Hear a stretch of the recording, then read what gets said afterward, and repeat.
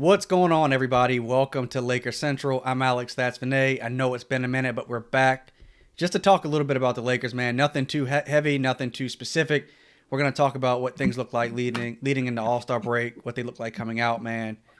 But first and foremost, we're still in a pandemic. Vinay, how are you doing though throughout the course of this thing?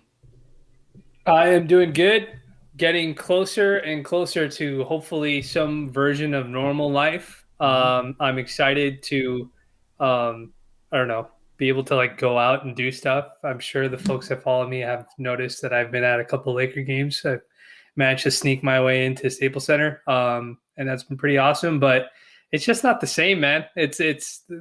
I think we're all just hoping that we can get to a good place, but otherwise, busy with work, busy with the family and whatnot. I've been good. How about yourself? Same thing, man. I mean, busy, making different career changes and stuff like that. Real life, that always comes first and foremost in front of some of this stuff. But I am glad to be back talking about the Lakers tonight. They've got what, Yes. Indianapolis, 7:30 Pacific, 10:30 Eastern. So there's been a lot of noise, man, around the Lakers, as there always is. It's good that Hmm. they went into All Star break. They were able to rest up a bit. Anthony Davis is still out tonight. Um, but where I wanted to start, man, is I know that there are a lot of people panicking right now because the Lakers have they're 3-7 in their last 10 games. They lost their last two, heading into All Star.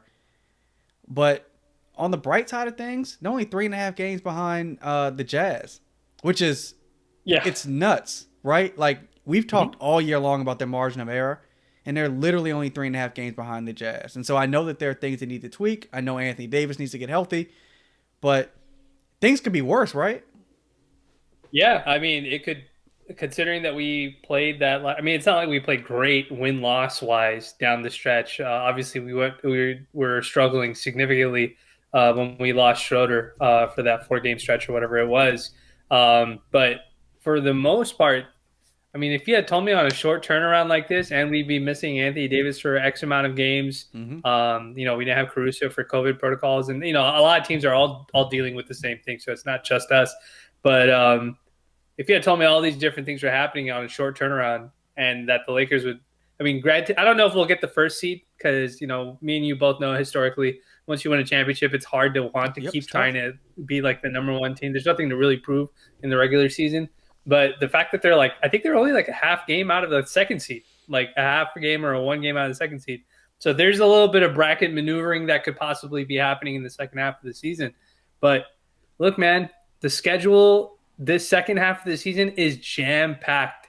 I remember seeing somebody, I think I follow a Grizzlies fan, saying that they have like the Grizzlies have like 40 games in like 68, like in like less than 70 days. And I Mm-hmm. was like, that's an outrageous number of games for them Yep. to play. And I think they may have had some games that got postponed because of COVID cancellations and stuff like that.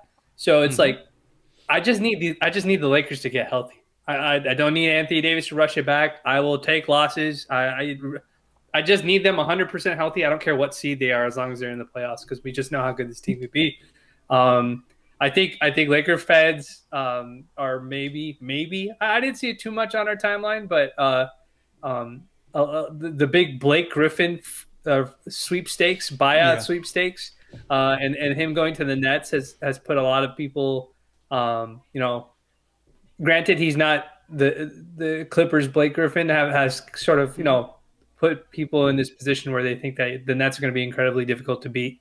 I think Kyrie put up like 40 last night or Yeah, some he did. outrageous scoring performance. So it's we're obviously we're looking at our Lakers. We need to be healthy. We need to be looking good. But where can we improve and stuff like that? And nothing gets Lakers Twitter in a frenzy like free agents and buyouts and all that sort of stuff. And we're what 13 days away from Yep. the trade deadline. So who 25th. knows what's going to happen? But we know that Rob's not going to sit on his hands, so we just got to wait it out. But I'm just looking forward to like them hopefully having their legs underneath them and stuff like that. Mm-hmm. I know Vogel mentioned that they've only had one practice in 9 days, which is It's crazy. crazy. Yep. But these guys haven't had a break, so they just need a break. That's all it is. And so hopefully they're rested, and I hope they come out with some energy tonight.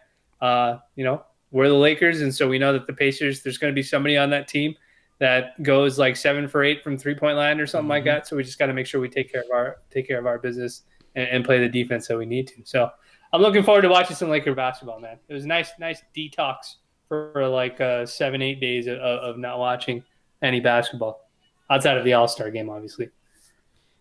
Yeah, I'm gonna admit this. I didn't even watch the All-Star game. I didn't even watch it, man. Oh, you didn't miss much. You didn't miss much at all. I completely unplugged from all this stuff, and I chimed in and kept my eye on the pulse of the Lakers fans that follow me and all that kind of stuff. But let's start with the Blake Griffin stuff. I was hoping the Lakers would have a shot, but I knew it would come down to the Lakers and Nets. The Nets had I think that trade exception or whatever, something they could use. They gave him a bigger payday, I think $5 million. So look, I'm not mad at Blake Griffin taking that money.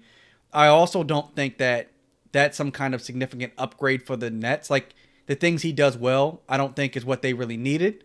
But he's still a flashy name. For some reason, people think that he's going to turn into Clippers Blake Griffin. So it is what it is. I think what's interesting though is that in the last few days we've now seen the Spurs and LaMarcus Aldridge trying to work out a trade or something like that. He's away from the team. PJ Tucker and the Rockets, he's away from the team as they try to work something out. We know Andre Drummond, the Cavs are either trying to trade him or potentially maybe he gets bought out. There are some names out there that the Lakers could, certainly use to upgrade their roster. Mainly, I tweeted out earlier today, PJ Tucker and Andre Drummond would be on my wish list. I think it's difficult to get one. It's extremely difficult to get both of them unless they're bought out and they agree to take significant pay cuts to come play for the Lakers. But it's still early. Like I think over the next couple of weeks, we're going to see a lot of other names probably, drop. Like I don't think anybody thought LaMarcus Aldridge was going to possibly get traded or bought out. Like that's a name that came out of nowhere. And since the offseason, I've been a fan of Trevor Ariza, and he still has not reported to OKC this entire time. I believe someone said this. I don't know how true this is, but they said Trevor's son is in LA, which is one of the reasons he didn't want to go to the bubble. So if he was to come back, maybe the Lakers would be where he'd want to play for to stay close to his son. But one thing we do know, and you just said this, Rob Pelinka's not going to sit on his hands and do nothing. Like they are gonna get better. And I know there are some fans out there that don't think you can significantly upgrade your roster during buyout season, but they brought in Markieff. I mean, and Lakers fans wanted Marcus, right? And look what the Clippers gave up to get Marcus, and the Lakers got Markieff, and he was significant in the playoffs at times and in the finals. So I've seen different things about people saying, well, what's worse, our shooting or Marc Gasol? I like to remind everybody that the Lakers still have the #1 defense in the NBA, and that's despite Anthony Davis missing all this time. And I think the shooting, I just think that's a symptom of the injuries and guys being in and out. The Lakers have really been disrupted the last couple of weeks, man. And someone said this earlier. I can't recall who said it on Twitter, but the Lakers were shooting 38% from three when LeBron and Anthony Davis are in the starting lineup. That'll get it done. If they're shooting 38% with LeBron and Anthony Davis, that gets it done. They're probably a very, very good chance at winning a great chance of winning a championship if they're hitting at that clip. I think what's interesting with the Lakers, if you forecast to a potential Lakers and Nets matchup, I mean, the Nets, they like to score. They're going to score like 125 a night or something ridiculous. Yeah. The Lakers are really good defensively, and they certainly can put up points too. So I wonder if the Lakers can get a guy like Andre Drummond. I hope that happens. If they can somehow get Drummond to play defensive rebound, I mean, do you think if the Lakers are healthy, do you think we have enough to beat the Nets right now if they're healthy? To beat the Nets right now, if we were 100, like if Anthony Davis is like 100% healthy, and we make no changes to our roster, I do think that we can beat the Nets. Even if the Nets were 100% healthy as well. I think, and we could get into this maybe at a different point, because I don't want to talk too much Nets, but you have to understand who's pulling the strings behind their offense, and understand how coaches probably look at that team. Do they have 3 world-class scorers? Absolutely, but you don't win the game just on talent alone. As a lot of folks last season were making the joke that Lakers, they may have the #1 and #3 best player in the series if you combine the rosters of the two teams, but everything else after that goes to the other team before it gets to like the Lakers' third best player. And to some degree, some of that may have been true, but at the same time, it's not about the stacking talent. It's about how that talent all fits together, right? Mm-hmm. And I think, we've talked about it before. I think we've always seen historically that there's always been times the last 5 years or so of all the super teams, Boston, then LA, which wasn't really a super team, but people call it that, LA, and then eventually the Heat, and then from the Heat became the Cavs, and from the Cavs it became the Warriors, and from the Warriors it became, whatever else it became. Now, whatever this Nets iteration is, it's never about just the talent, right? Because you can have stuff not work out in your favor. You have to have guys that are willing to give up the ball. You have to have guys that are willing to buy into their roles. When it's time to shine, you have to have guys who are willing to say, okay, go ahead, you do it. And that's not easy. It's very hard for superstar players to take a step back for the greater good and to win a championship and stuff like that. Mm-hmm. And so one of the things I always try to caution people about is, a team may have incredible talent, but how that talent works together and how that talent is used, it makes a difference. Because we've seen a guy like Mike D'Antoni, who is basically the offensive head coach for the Nets. Yep. We've seen him have an optimized offense, a world-class creator and scorer, and fall flat over and over and over again. We've seen Doc Rivers take multiple teams with a really good talent and fall flat over and over again. It's how those guys all are used together and stuff like that. So that's what's the most important part. And I think the Lakers have a great defensive identity. I think playoff basketball is always about getting shots at the rim.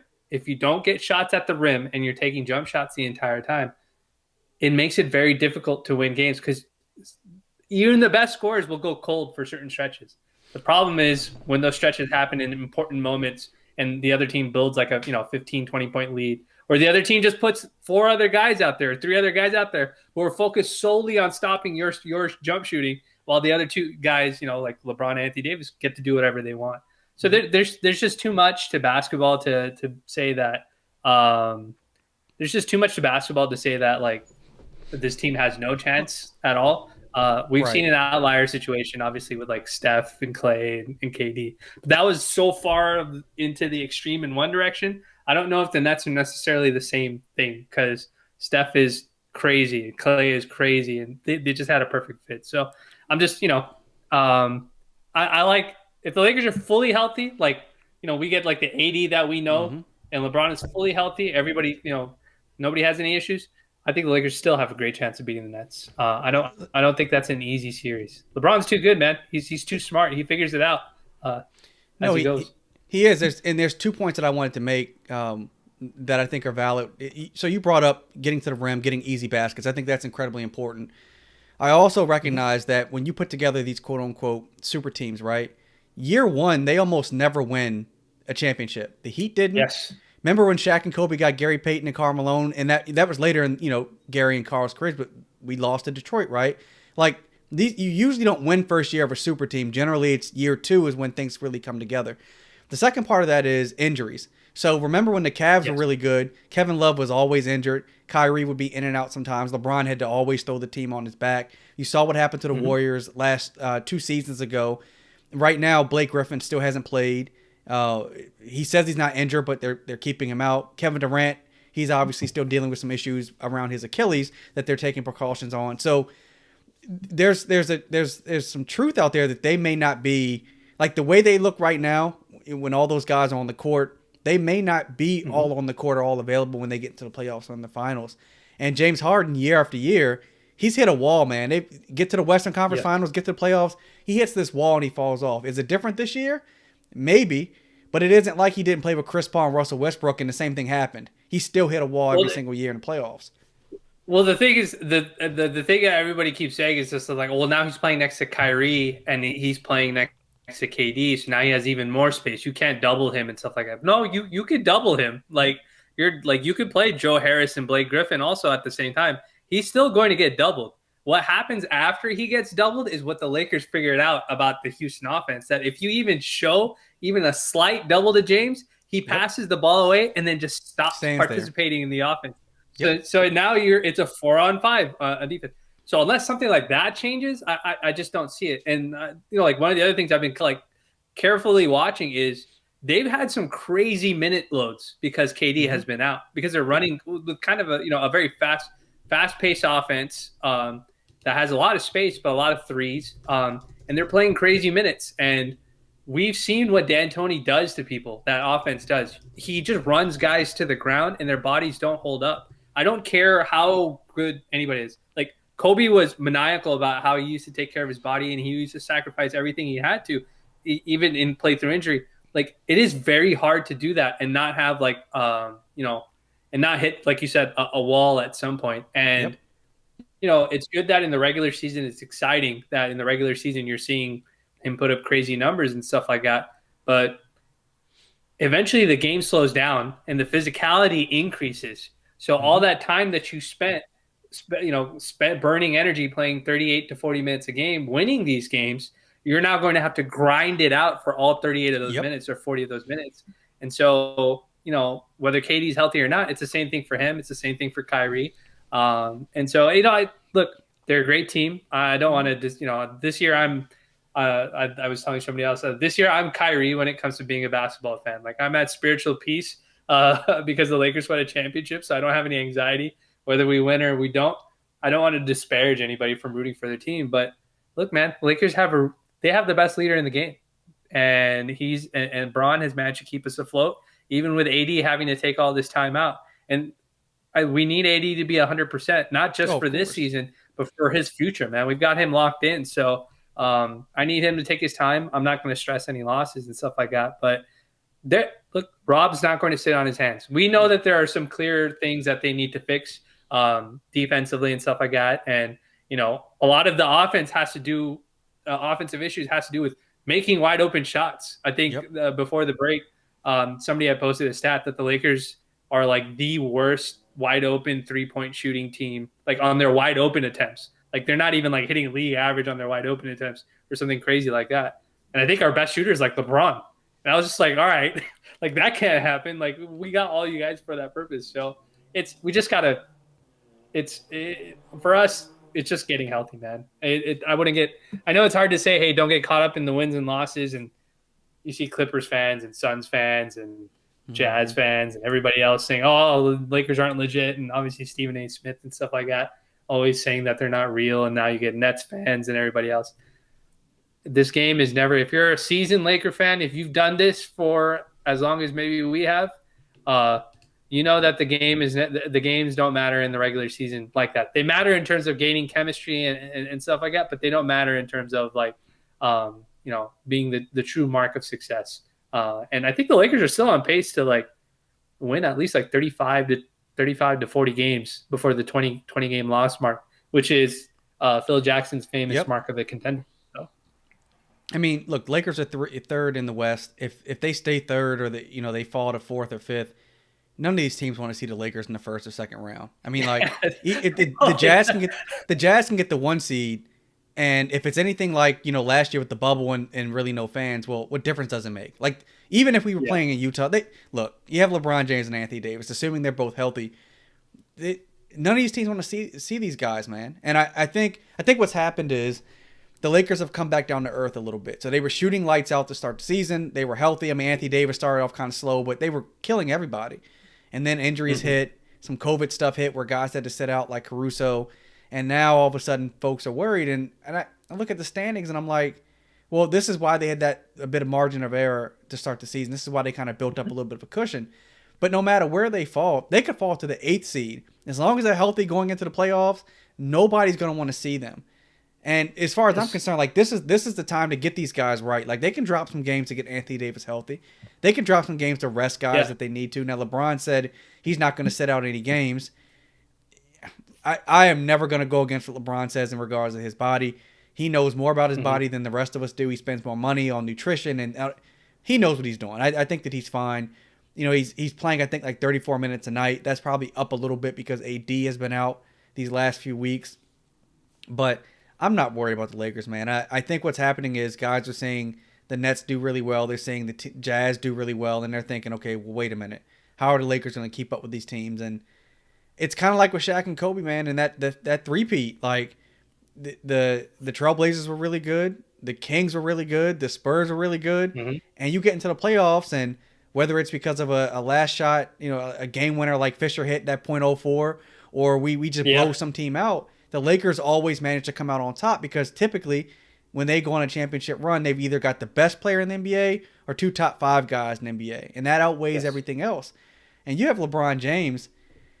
I'm not going to disparage the Nets. I mean, if they've got KD healthy and and Kyrie and Harden, they're going to be a load to get out.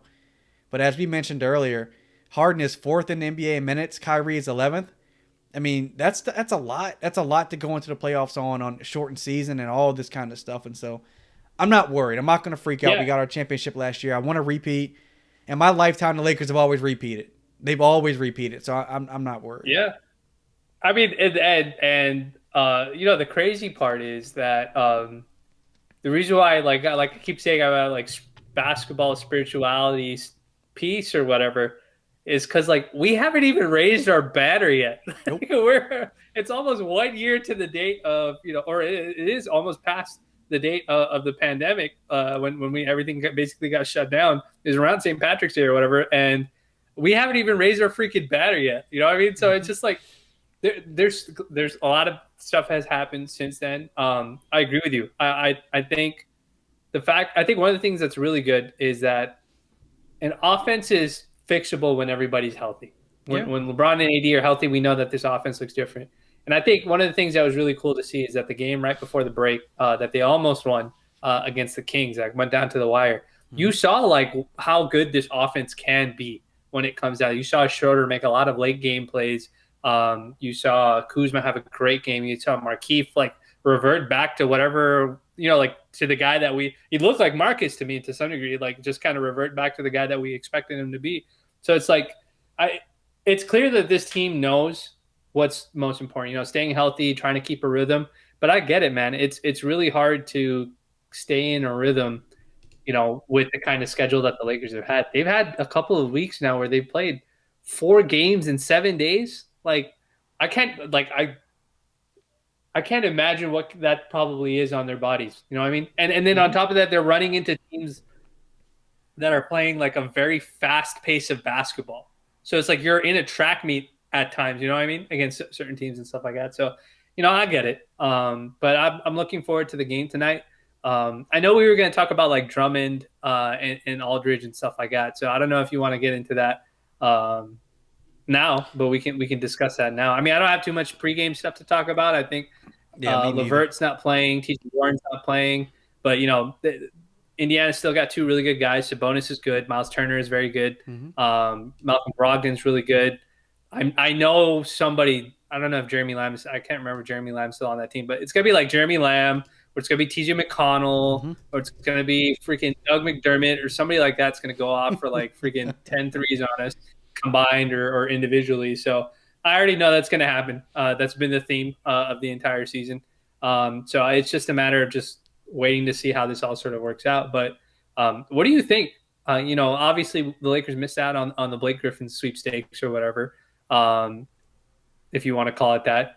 But now there's talk of, Drummond possibly being bowed out. Now he plays for the Cavs, and we know that the Cavs I don't know if you saw that tweet. Did you see that tweet from Baron Davis talking about when he was trying to leave the Cavs? Isn't that nuts that Dan Gilbert like operated that way? But you're not surprised, right? Like that sounds so Dan Gilbert, right? That was one of the. I mean, all I tweeted was like, "This is a bizarre. Like, this is the craziest way. You can't run your franchise like that. You can't run like he brought we won't get into LeBron related stuff, but." The guy brought you a championship. There shouldn't be any bad blood. You know what I mean? Like, even forget the championship. I'm sure he brought billions of revenue to Dan Gilbert's businesses and to the team and all that sort of stuff. So it's like, how can you possibly be mad at that? I saw that, and now I was thinking to myself, like, oh shit, Drummond's trying to get a buyout from Dan Gilbert. Right. So is Dan gonna do it? Like I don't know, but what do you If think about that? if there's anything that we've learned, I think during the pandemic, it's that there's nobody more petty than a billionaire, right? Like Yeah, billionaires are extremely petty. The dude that used to be in the White House, extremely petty. So I think that I'm not surprised. The stuff that Dan Gilbert did with LeBron when he left to go to Miami, the stuff that Dan Gilbert did when the Lakers traded for Chris Paul, and he wrote that letter, I think, to David Stern back then. Like, this is so Dan Gilbert, man, that he would tell Baron Davis, if you're going to go team up with LeBron, I'm not going to release you. Like, it's just ridiculous. In regards to Andre Drummond, so here's what I'm thinking, man. Like, if they could have traded him, they would have traded him already. Like, that's kind of what I'm thinking. Like what would any team that yeah, wants him, that has the assets to, and can match contracts and eat up his salary, like what would they be waiting on at this point, right? So I kind of feel like they must be having trouble finding a suitor for him. Um, but then also maybe they're talking about a buyout, and he's like, I don't want to give up as much money as you guys are trying to get me to give up. You know, hmm this is always a back and forth thing with the agents and the teams, but Drummond, I can't be any more clear. All the issues that the Lakers have about, they want, a guy that can stretch the floor vertically, a guy that can block shots, rebound. Basically, the opposite of Marc Gasol, you get in Andre Drummond. Like, yeah, right, I mean, he's certainly so. I know people in the past have compared him to like Dwight Howard, and I don't think that that's a fair comparison. I think athletically, yeah, maybe, but even athletically, I think Dwight was just pre back injury. Dwight was something.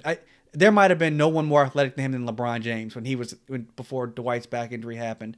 And then from an IQ yeah, perspective on the defensive end, Dwight's a three-time defending All NBA yeah, defensive guy for a reason, right? Like, he's not the jokes and the hair and all this stuff. yeah. That's a sideshow from what he really is as a basketball player. But Yeah. Drummond, man, I, I would say he would be a tremendous get. yeah, I would say that even the reputation in itself, like I don't think people. I think one of the things that Dwight had an impact on is when people knew that he was on the back line, just kind of Mm-hmm. patrolling as the help side defender. And look, point guards know this, wings know this. All the great scorers in the league make their reads before they cross half court, so they know what the defense is setting up, and they know who's the designated help guy and stuff like that when it comes to like just how teams play defense. And so I think one of the things that sort of benefited the Lakers to some degree is JaVale and Dwight, them being the backline guys, always gave people just a little bit of pause when Mm-hmm. it came to attacking the rim. We know that JaVale used to get attacked probably more than Dwight did. Yep. And, I wouldn't say that Drummond has the defensive reputation of even JaVale. Like, I would say JaVale probably has a better rim protection, what's it called? A rim protection resume or authority or respect from offensive guys than probably Drummond does too. But Drummond is a big body, Oh yeah. and one of the things that the Lakers know how to use is big bodies. We know how to use them, get them in front of Vogel knows how to coach guys to get them in front of the rim, and it makes the wings' jobs. Even if it's slightly easier, if maybe out of the 10 drives a guy would normally do on a nightly basis, if they only do 8 drives or 7 drives a game because Drummond is back there, that Yep. helps the Lakers' wings out. That's one less foul that they potentially may not, get. Is one less shot attempt at the rim that may not actually occur. There's a lot of good things that Vogel can do schematically with him. So I like it. I like getting him. I just don't know. I mean, I don't know how the Lakers going to get him. They're clearly not going to trade for him. I've seen a lot of people propose different things. Mm-hmm. And I'm just reading some breaking news. It looks like Damon Jones and Markieff Morris will be starting in place of Gasol and Davis. So Damian Jones, Oh, he's look good. he's looked kind of good, hasn't he? Yep. And so one of the things that I've thought to myself personally is we may not go after Andre Drummond if this Damian Jones experiment. Now he's very raw. He's a young kid. Right. He still needs his reps, but he seems to be a very JaVale-like prototype kind of guy. Player, long arms, bouncy, can get above the rim. Mm-hmm. Obviously, he's very inexpensive for the Lakers. You only have him on a 10-day contract, but I if we just take a step forward, we look into the future. What are the chances that like we're going to be using Gasol and Jones or Gasol and Drummond and Anthony Davis. That's true. Like if Anthony Davis is 100% healthy, he's probably eating up maybe half, maybe Hmm. even more of those center minutes in the playoffs, regardless of who the matchup is. Like I don't know. So grabbing a guy like Drummond is great, but we know exactly what ended up happening. When people see the Lakers, they turn around and say, "Okay, we need to space the floor out, and we need to play really fast because we don't want these two bigs being at the rim every time we set up our offense." So Anthony Davis is going to have to play the five. Yep. That's just what's going to happen. Or some guy like Markieff or something like that is going to have to come in and play small ball center. So it's just the way I see it. I don't know if we really need. I know it's a pain in the ass to watch the Lakers not be good, at the rim without Anthony Davis. And then they've been actually pretty good with Gasol, but without Gasol there, it gets a little shaky and stuff like that with Montrez and Markieff. But hey, look, if Damon Jones can fill in some spot minutes for us, great. We just need you. We just need you to hold down the fort until AD can get healthy. That's really what it is, because we know that he's going to be eating up a lot of those minutes at the 5 spot. So if I was the Lakers, would I like Andre Drummond? For sure. But do I think that we could use one of those roster spots to maybe get like a big wing, maybe a PJ Tucker, maybe a Trevor Ariza? I think I kind of like that a little bit more. Just in case we have games where somebody gets hurt, or I don't know, Wes Matthews is not shooting well, or he's in foul trouble, or Alex Caruso gets hurt because he keeps getting hurt. Like I always make the joke, either KCP or Alex Caruso, one of those two guys gets hit in the face every single game because they're like right in your chest when they're playing defense. Like that's a direction that I would hope that the Lakers go in. And yes, I know that having shot blocking on the floor is part of our core identity. So if we can get that out of Jones, Jones has a great game today. That's wonderful. Look, maybe we have something there that we can make use of and stuff like that. So, but I think I haven't shared it because we haven't done a recording in a while, but I have some conspiracy theory trades that I think could possibly happen based on just kind of what I've been seeing Sure. out of the market. With what's going on with the Rockets, with what's going on with the Kings, stuff like that. So maybe we could share. We'll do a pod or something like that about different trade targets and stuff like that. But there's a way for the Lakers to kind of start building towards that future that they want to build to. And there's guys available that I think I'm pretty sure are available around the league that they can look at that can help now and into the future. So we'll be all right. Rob's not going to, if we see it, if we're on the floor and we see that there's something very, very specifically wrong with the Lakers, I'm 100% sure Rob Pelinka sees it. Last season, we were like, we got to get Marcus Morris, or we got to get a scoring backup guard because Rondo's not going to cut it. We didn't get Marcus Morris. We got Markieff instead. Great. Perfect 3-and-D stretch 4 kind of guy. Possible small ball center. Rondo figured out his scoring issues in the playoffs. Great. That we didn't need a scoring backup guard, and everything corrected itself. So I think Rob's got a really good pulse on this team, and I think the best guy to get is the guy that's free, and that's somebody that's on the buyout market. Yep. I think any trades that happen, or anybody that's being shopped around on this Lakers roster, it's only going to be that trade will only happen if Rob knows that he has a backfill, right? So if we trade Montrez, that still means that's an important bench score that we're an energy guy that we're losing out on, that we don't necessarily have the ability to replace like just immediately. So Rob will have a backfill.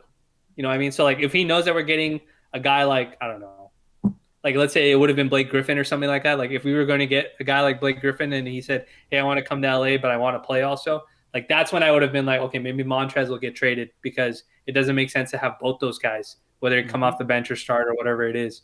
But Rob's like a domino guy, man. He'll set up the dominoes the way that he needs to and fill the gaps. So we'll be all right. I think we'll be good.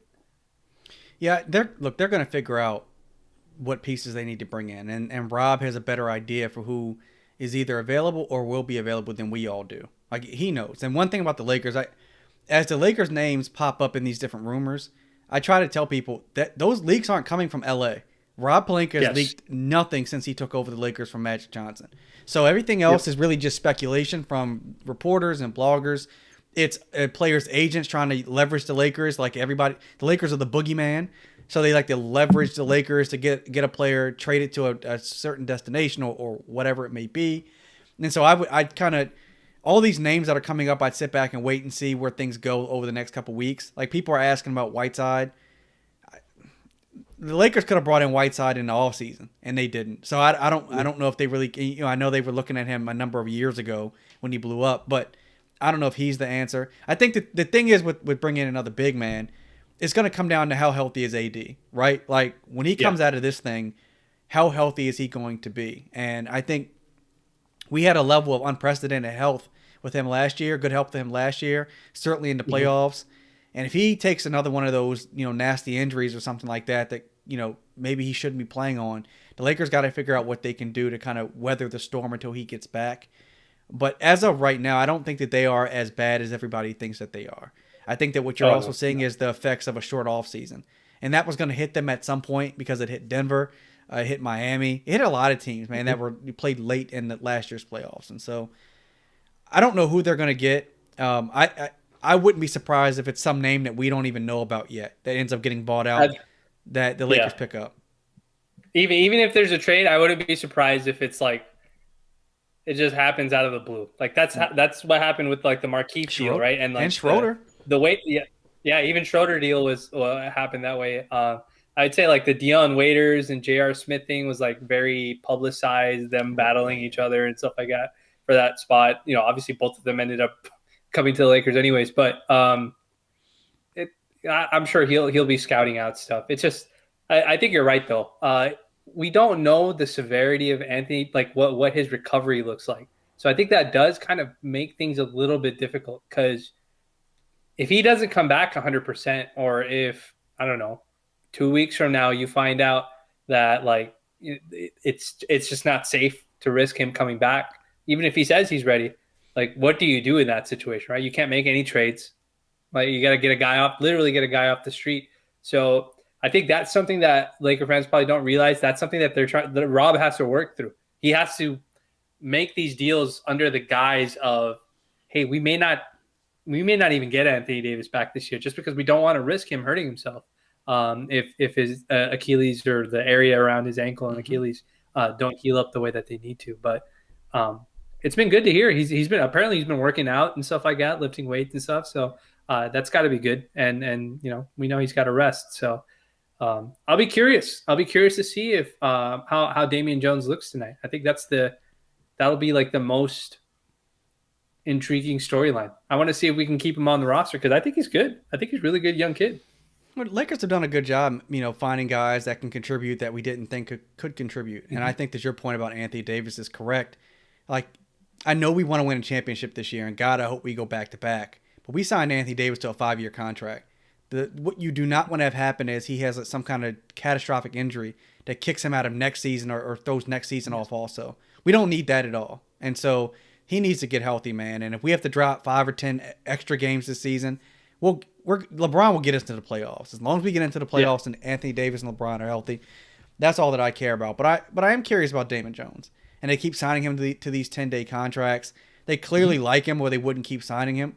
So they're probably trying to see, is he legit? And I think for him, he doesn't have any playoff experience, I don't think.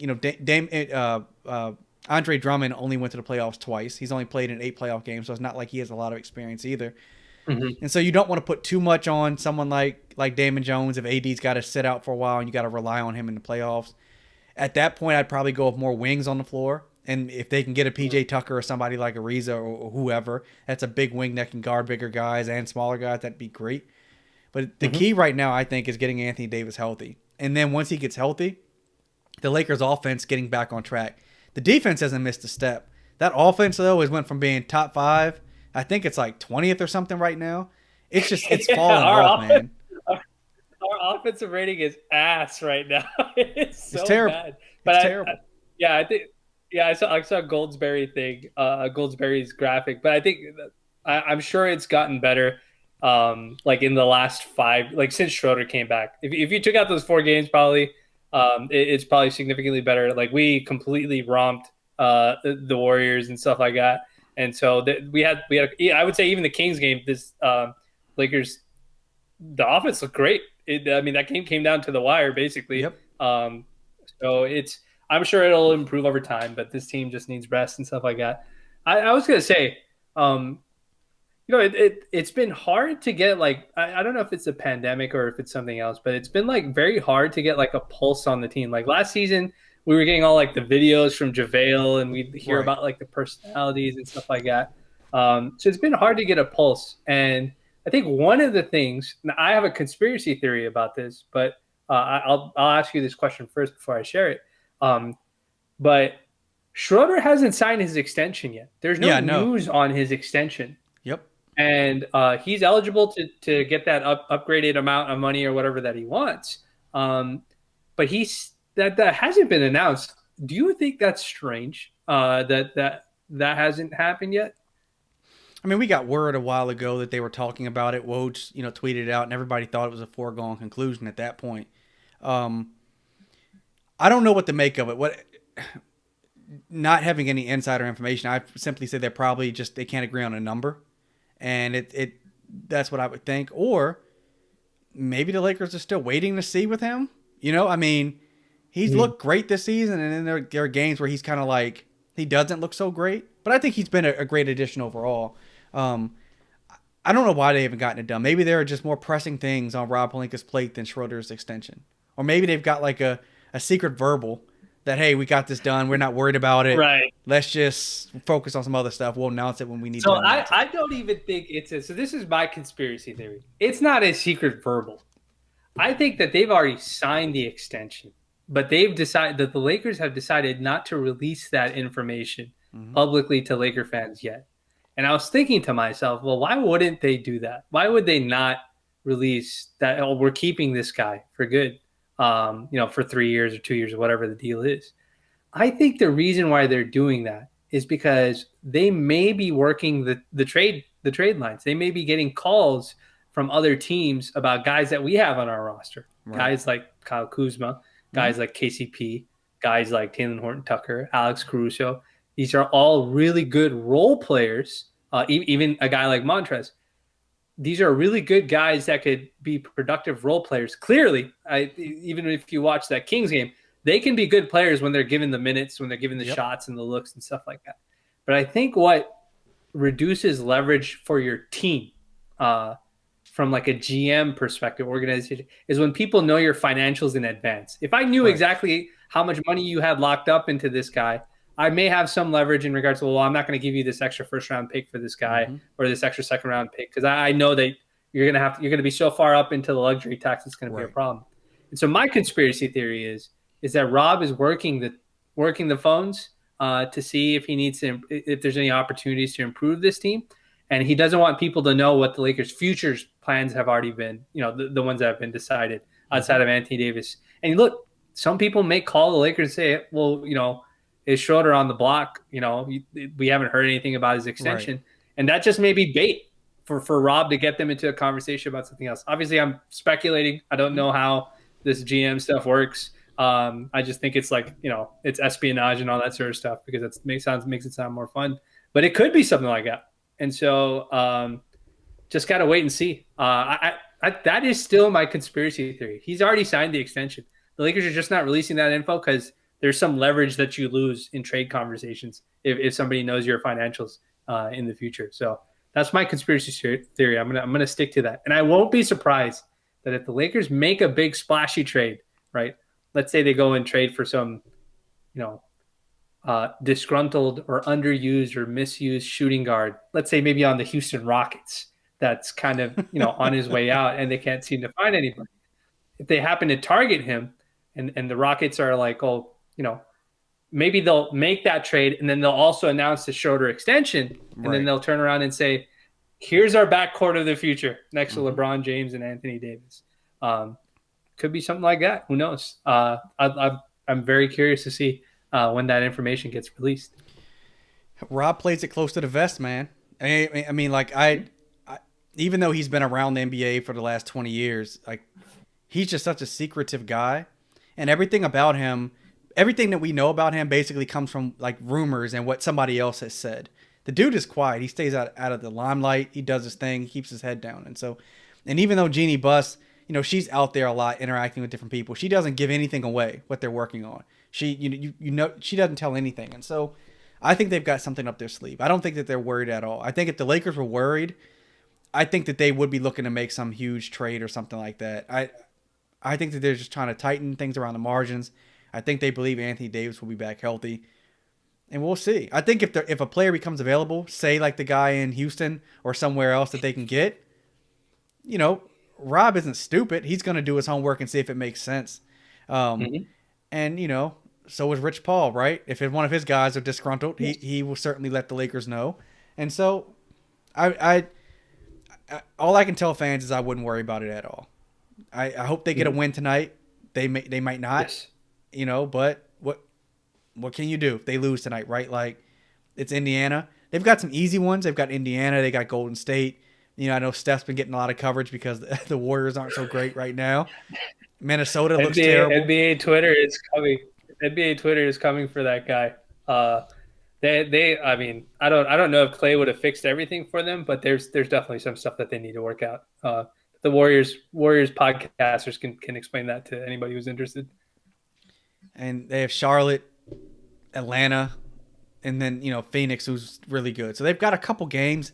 I don't know when AD is going to get back. They haven't made any announcements yet. I think he's going to be out at least another. I'd say another. I don't even know, man. Like another week or two, easy. I don't think he comes back before the New Orleans game. It'd be funny if that's the game he came back, was the New Orleans game on the 25th or 23rd. But